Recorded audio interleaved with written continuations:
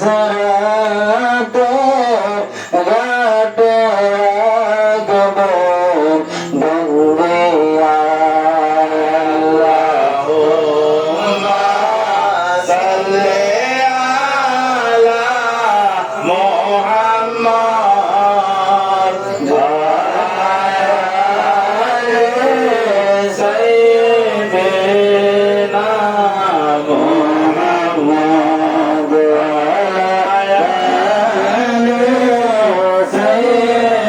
আলি সাইয়্যিদিনা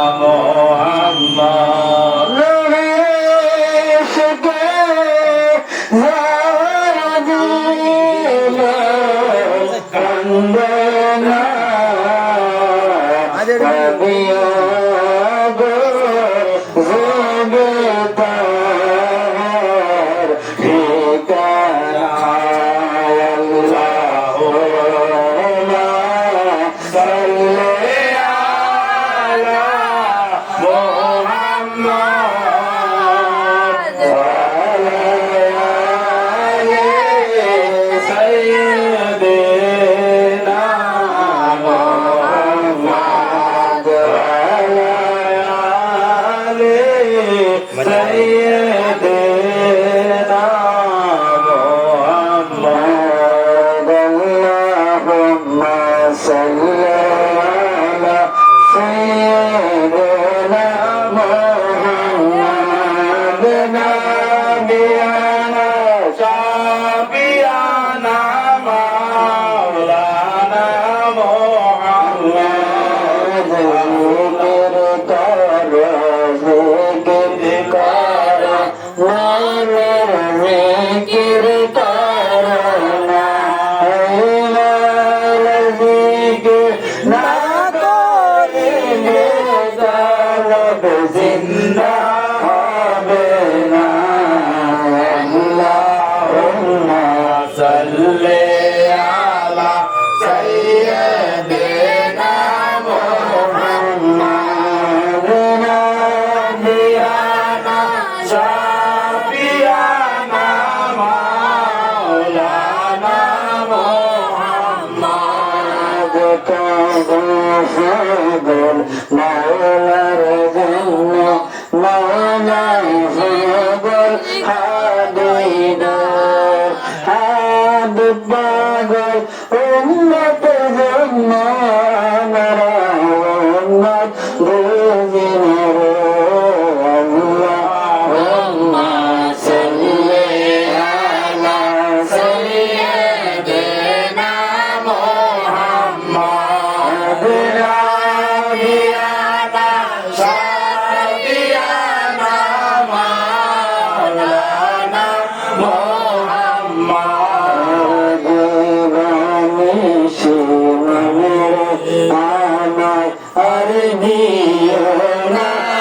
যন্ত্রণায় যদি হইতাম ধনী যাইতাম সোনার মদিনায় আল্লাহুম্মা সাল্লি আলা সাইয়্যিদিনা মুহাম্মাদ নাবিয়ানা হাবিয়ানা মাওলানা মুহাম্মদ সারা দুনিয়া রাসূলুল্লাহ সারা দুনিয়া হাবিবাল্লাহ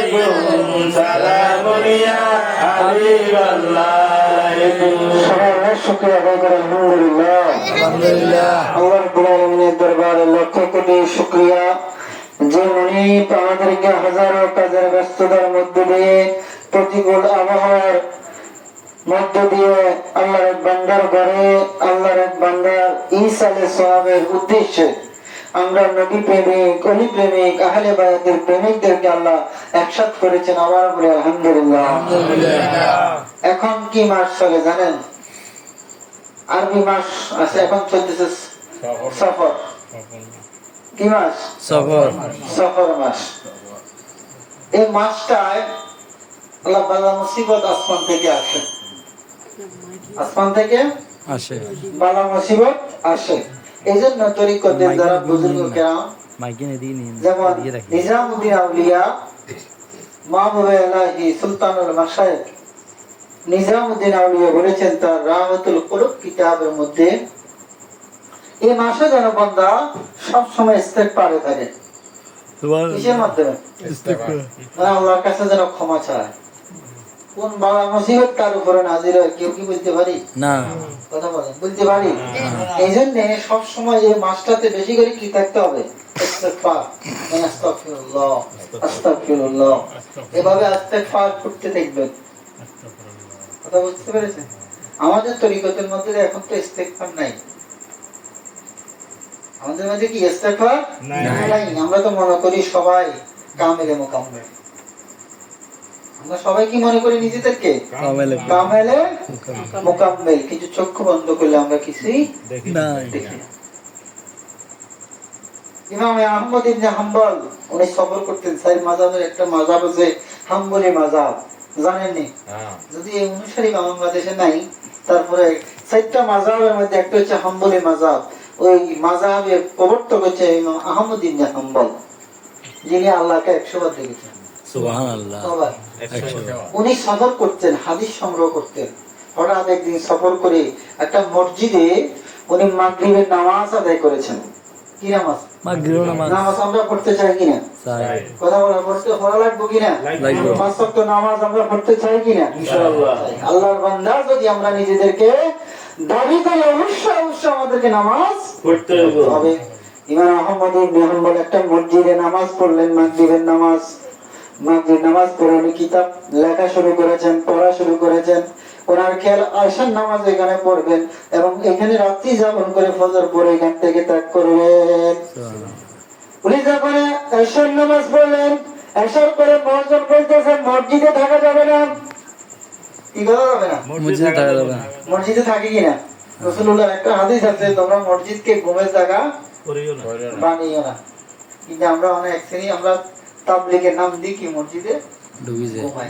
তাবলীগ করা যায় কিন্তু মসজিদে ঘুমান কি না ঠিক নয়, কারণ সবাই সব সময় পবিত্রতা থাকে না। এখন ইমাম আহমদ ইবনে হাম্বলকে মুয়াজ্জিন বললেন মসজিদে রাতে থাকা যাবে না। ফতোয়াকার ইমাম আহমদ ইবনে হাম্বলের। ফতোয়াকার কাকে বলতেছে? যার ফতোয়া তাকে বলতেছে। তখন তো আর মোবাইলের যুগ নাই, টিভির যুগ নাই যে মানুষ মানুষকে চিনবে। কথা বুঝেন নাই?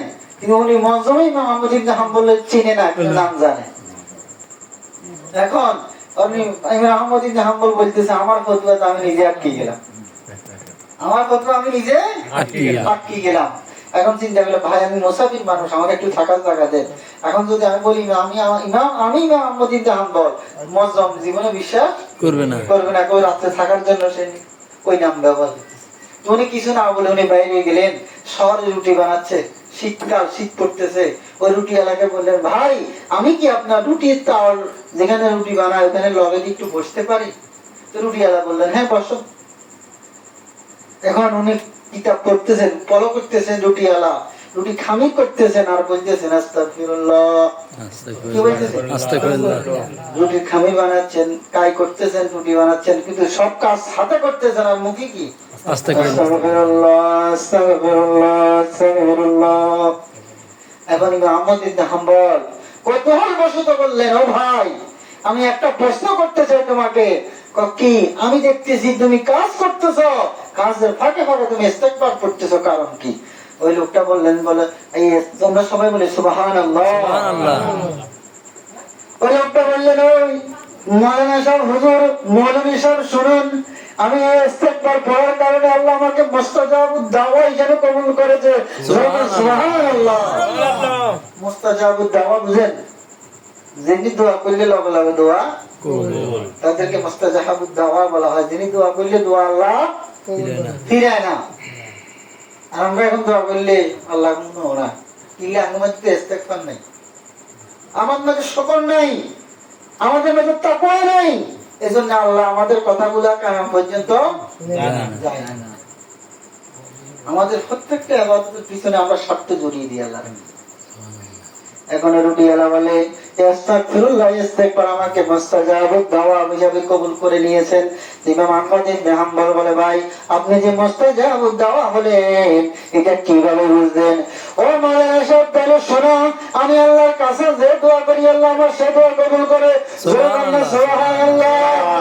আমার আজ পর্যন্ত কোনো দোয়া আমার আল্লাহ বিফলে যায় নাই। আর আমার একটা দোয়া আছে, একটা ইচ্ছা আছে আল্লাহর কাছে, সেটা কি?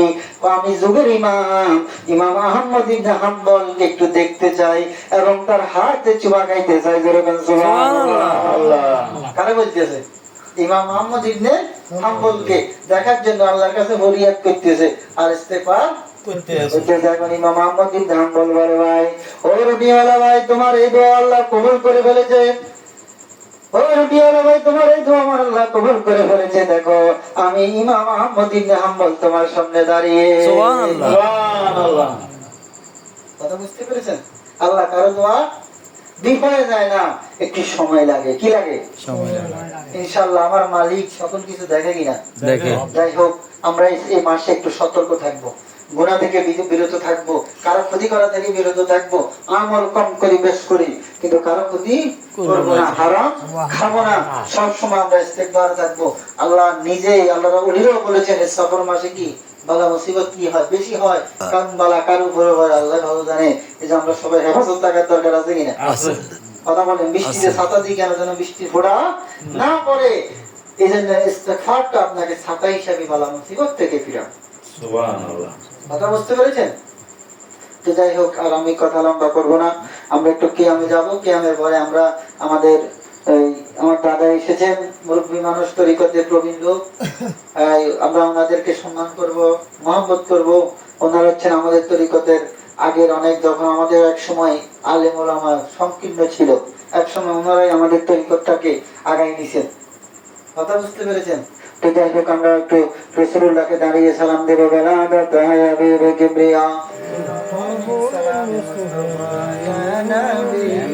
সালাম আলাইকা ইয়া রাসূল, সালাম আলাইকা ইয়া হাবিব, সালাম আলাইকা, সালাম আলাইকা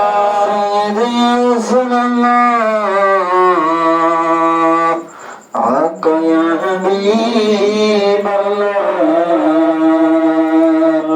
أرشد কাবা মদিনা বর্ষকা, কাবা মদিনা, কাবা কাবা মদিনা, জান্নাতুল মাওয়া মদিনা, ইয়া নবী সালাম আলাইকা يا رسول سلام আলাইকা, ইয়া হাবিব সালাম আলাইকা, সালাতুল্লাহ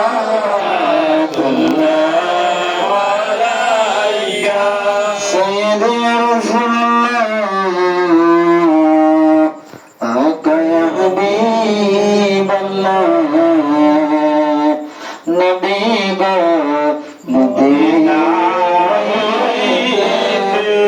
সবকে জোরবারে দেখিতে, মোদের আশাবাদ গেলে লইলেন গো আপন কোলে, ইয়া নবী সালাম আলাইকা ইয়া রাসূল, সালাম আলাইকা ইয়া হাবিব, সালাম আলাইকা, সালাওয়াতুল্লাহ আলাইকা আশিকদের মনের বেদনা বুঝাইলে কেহ বুঝে না, শুনাইলে কেহ শুনে না, শোনেন গো শাহে মদিনা, ইয়া নবী সালাম আলাইকা ইয়া রাসূল, সালাম আলাইকা ইয়া হাবিব, সালাম আলাইকা, সালাওয়াতুল্লাহ আলাইকা জিবরাইল ডাকেন বারবার খুলে দাও আসমান, এসেছেন নবী সরদার করিতেন মওলার দিদার। ইয়া নবী সালাম আলাইকা ইয়া রাসূল, সালাম আলাইকা ইয়া হাবিব, সালাম আলাইকা, সালাওয়াতুল্লাহ আলাইকা سلام يا يوسف সালাম আলাইকা ইয়া মুর্শিদ, সালাম আলাইকা ইয়া মাওলা, সালাম আলাইকা সালাওয়াতুল্লাহ আলাইকা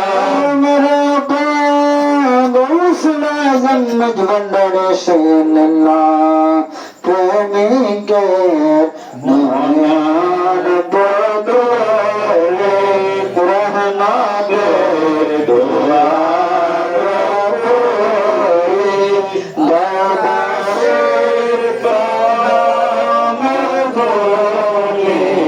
আশারে বাবা বন্দারে ইয়া রাসূল সালাম আলাইকা ইয়া মুরশিদ সালাম আলাইকা ইয়া মাওলা সালাম আলাইকা সালাওয়াতুল্লাহ আলাইকা मेरे मौला मुर्शिद बफरी अल्लाह शारद परी ओ मौला अंतिमे कब्र हाशरे बैलना बोलना তোমার গাছে গনরে রাখিও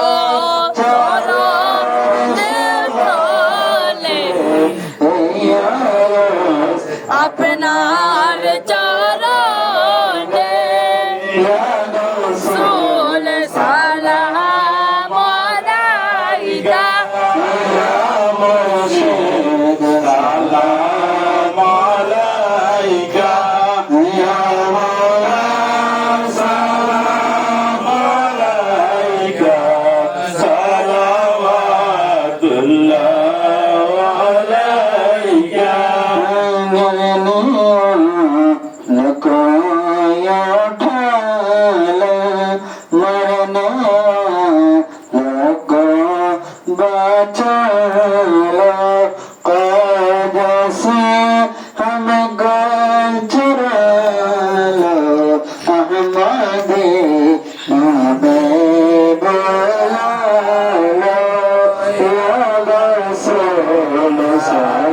সালাম আলাইকা ইয়া মুর্শিদ সালাম আলাইকা ইয়া মাওলা সালাম আলাইকা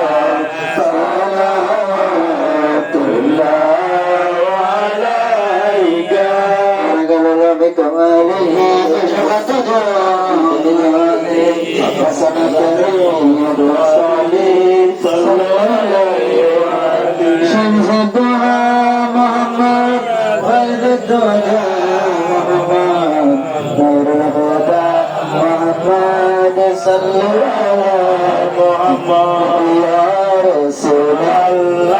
ইয়া হাবিবাল্লাহ ইয়া রাসূলাল্লাহ ইয়া হাবিবাল্লাহ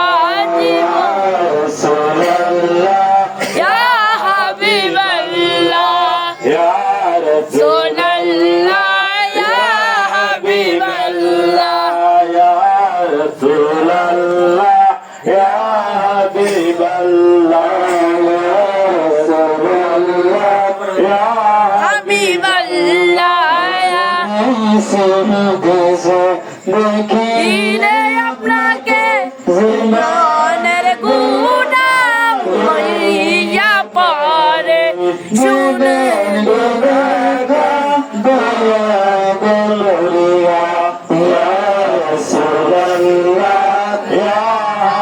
হাবিবাল্লাহ ইয়া রাসূলাল্লাহ হাবিবাল্লাহ রাসূলাল্লাহ ইয়া হাবিবাল্লাহ নিদান গালে থাকিয়ে বিগো আমার শিয়ারে কই বসলাম কদম দরিয়া ইয়া রাসূলুল্লাহ ইয়া হাবিবাল্লাহ ইয়া রাসূলাল্লাহ ইয়া হাবিবাল্লাহ ইয়া রাসূলুল্লাহ ইয়া হাবিবাল্লাহ ইয়া রাসূলুল্লাহ ইয়া হাবিবাল্লাহ محمد رسول الله صلى الله عليه وسلم لا إله ইল্লাল্লাহ লা ইলাহা ইল্লাল্লাহ লা ইলাহা ইল্লাল্লাহ লা ইলাহা ইল্লাল্লাহ লা ইলাহা ইল্লাল্লাহ লা ইলাহা ইল্লাল্লাহ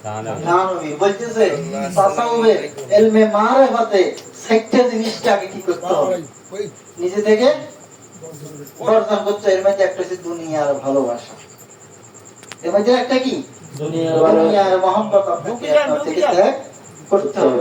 মারফতে আপনারা আরো আগে যান না, নিচে জায়গা ঢুকি যান, জায়গা আছে ঢুকি যান।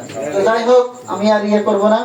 আজকের এই মাহফিলটা করার উদ্দেশ্য হচ্ছে আমার মামা খোরশেদ আলম, আমার নানার বাড়ি চেয়ারম্যান বাড়ি পাটোয়ারি বাড়ি, আমার নানা আব্দুল মান্নান পাটোয়ারি, ওনার ছোট ছেলে খোরশেদ আমার মামা, ওনার আজকে 45 দিন বা 46 দিন রাত্রে চলতেছে।